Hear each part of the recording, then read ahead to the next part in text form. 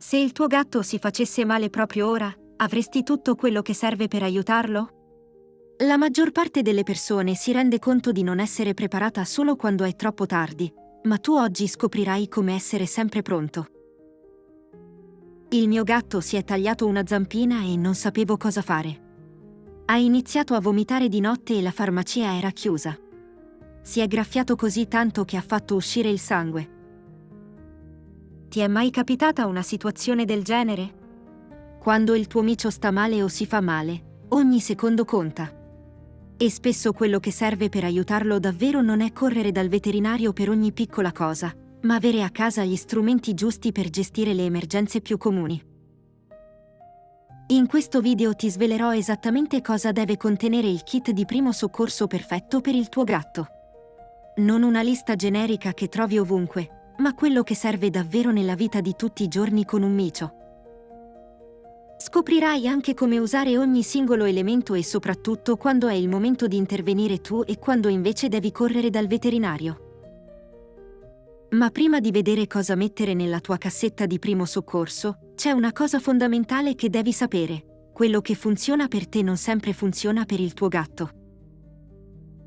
Alcuni prodotti che usi normalmente possono essere persino pericolosi per lui. E allora vediamo da dove cominciare. Quali sono le prime cose davvero utili da avere sempre pronte? Sai qual è la prima cosa che dovresti sempre avere a portata di mano? Il cotone idrofilo. Potrebbe sembrarti banale, ma è il tuo migliore alleato quando il tuo gatto si fa male. È perfetto per tamponare piccole ferite, asciugare lacrime eccessive dagli occhi, o semplicemente per pulire delicatamente una zona che si è sporcata. La cosa geniale del cotone è che è morbido e non fa male, anche sulle parti più sensibili del tuo micio.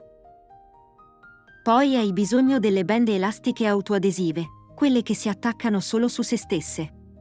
Hai presente quando il veterinario fascia la zampina del tuo gatto dopo un'iniezione? Ecco, usa proprio queste. Sono perfette perché non si attaccano al pelo e non fanno male quando le togli. Puoi usarle per fasciare una ferita o per tenere fermo un impacco. E non dimenticare mai le garze sterili. Sono diverse dal cotone perché sono pensate proprio per toccare le ferite senza rischio di infezioni. Le usi per pulire delicatamente una zampina tagliata, per applicare disinfettante.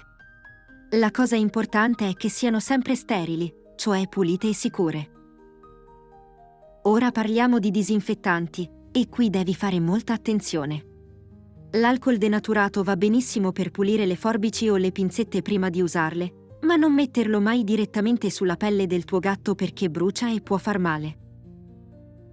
Quello che devi usare sulle ferite è un disinfettante delicato che non brucia e non irrita la pelle del gatto. Chiedi in farmacia. È delicata ma efficace, perfetta per disinfettare graffi e piccole ferite. Però ricordati, mai negli occhi o nelle orecchie del tuo micio. Oltre ai materiali base, ci sono alcuni strumenti pratici che ti possono davvero fare la differenza in tante situazioni. Ci sono alcuni strumenti che possono sembrarti complicati, ma in realtà sono semplicissimi da usare e ti possono salvare in tante situazioni. Le pinzette antizecche, per esempio. Se il tuo gatto esce di casa, prima o poi potrebbe prendere una zecca. Con le pinzette normali rischi di lasciare la testa attaccata alla pelle, ma con quelle specifiche la rimuovi tutta intera senza problemi. Poi ci sono le pinzette normali a punta fine, perfette per togliere piccole spine dalle zampine o frammenti di vetro. Il tuo gatto cammina ovunque e può capitare che si conficchi qualcosa nella zampa. Con le pinzette giuste risolvi in pochi secondi quello che altrimenti diventerebbe un problema serio. Le forbici con la punta arrotondata sono fondamentali. Le usi per tagliare bende e garze, ma anche per tagliare il pelo intorno a una ferita così la vedi meglio e la puoi medicare. La punta arrotondata è importante perché se il tuo gatto si muove all'improvviso, non rischi di fargli male. E poi c'è il termometro digitale, quello che molti dimenticano ma che è essenziale. Spesso il tuo gatto può sembrare strano o apatico, e la temperatura ti dice subito se c'è qualcosa che non va.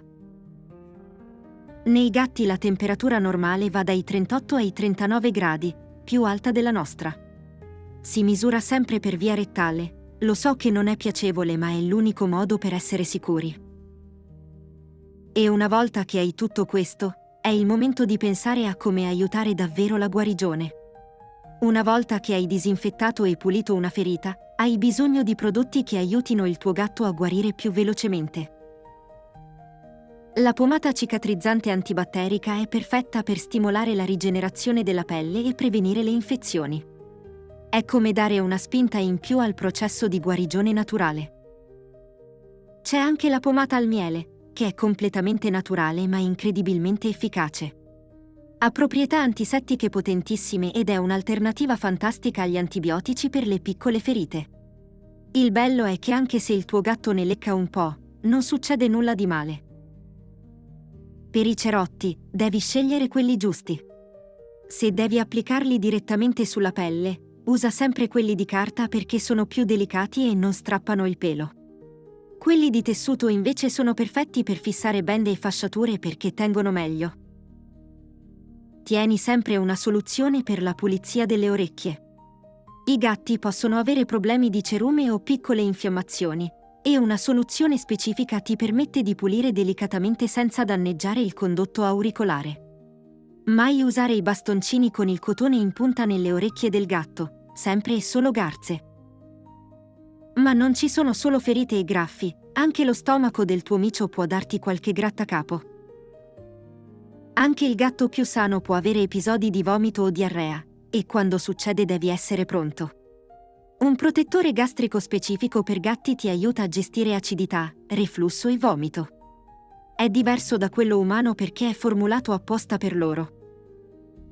E non dimenticare i probiotici per gatti perché sono essenziali per ristabilire la flora intestinale dopo episodi di diarrea. Aiutano l'intestino a tornare normale più velocemente e prevengono che il problema si ripeta. E le fibre prebiotiche ti aiutano a fermare rapidamente la diarrea ed evitare la disidratazione, che nei gatti può diventare pericolosa molto in fretta. Ora hai tutto quello che serve per creare il kit di primo soccorso perfetto per il tuo gatto.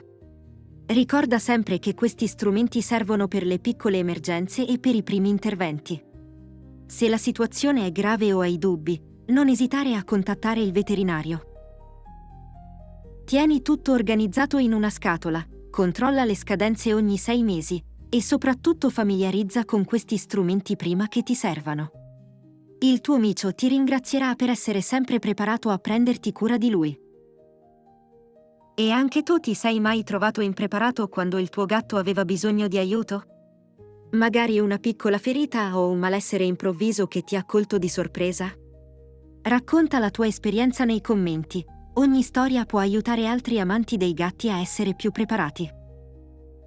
Essere una mamma o un papà dei gatti significa anche questo: essere sempre pronti a prendersi cura di loro nel modo giusto. Ti invito a condividere il video con amici e altri appassionati di gatti. Insieme possiamo creare una community sempre più grande. Se ti è piaciuto questo video, iscriviti al canale e attiva la campanella. Ti aspettano tante novità e consigli sui nostri amici gatti.